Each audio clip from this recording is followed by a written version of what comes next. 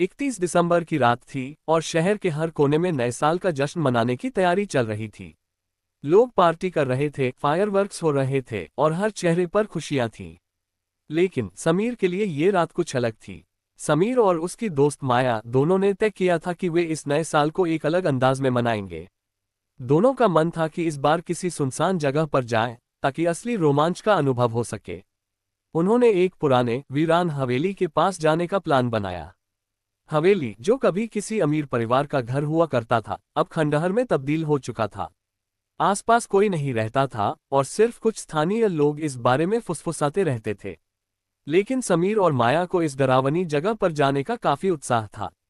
जैसे ही वे हवेली के पास पहुंचे, अजीब सा सन्नाटा था।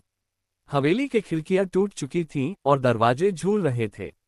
समीर ने अपनी घड़ी देखी और देखा कि आधी रात हो चुकी थी, नए साल का आगमन हो चुका था। वो दोनों अंदर चले गए। अंधेरा बहुत घना था और हवेली की दीवारों से पुराने वक्त की गंध आ रही थी। समीर और माया ने मोबाइल की फ्लैश लाइट चालू की और धीरे धीरे घर के अंदर की ओर बढ़ने लगे। जैसे ही वे एक कमरे में पहुंचे, अचानक दरवाजे ने जोर से बंद हो गया। समीर ने मजाक करते हुए कहा, क्या तुमने दरवाजा बंद किया? माया ने सिर झटकते हुए कहा, नहीं, तुमने किया। आखिरकार दोनों ने डरते डरते दरवाजा खोला, लेकिन सामने जो दृश्य था वह उनके होश उड़ा देने वाला था। कमरे के एक कोने में एक पुरानी घड़ी रखी थी, जो जैसे ही समीर ने उसे छुआ, उस घड़ी ने अजीब सी आवाज करना शुरू कर दी। अचानक घड़ी की सुइयां उल्टी दिशा में घूमने लगीं और कमरे का तापमान भी गिरने लगा। फिर समीर और माया ने सुना किसी महिला की चीख। वे दोनों डर से कांपते हुए कमरे से बाहर भागे, लेकिन जैसे ही वे हवेली के बाहर आए, देखा कि पूरा इलाका घना अंधेरे में डूब चुका था। उनके आसपास की सड़कें, जिनमें लोग नए साल के जश्न के लिए थे, अब सुनसान हो चुकी थीं।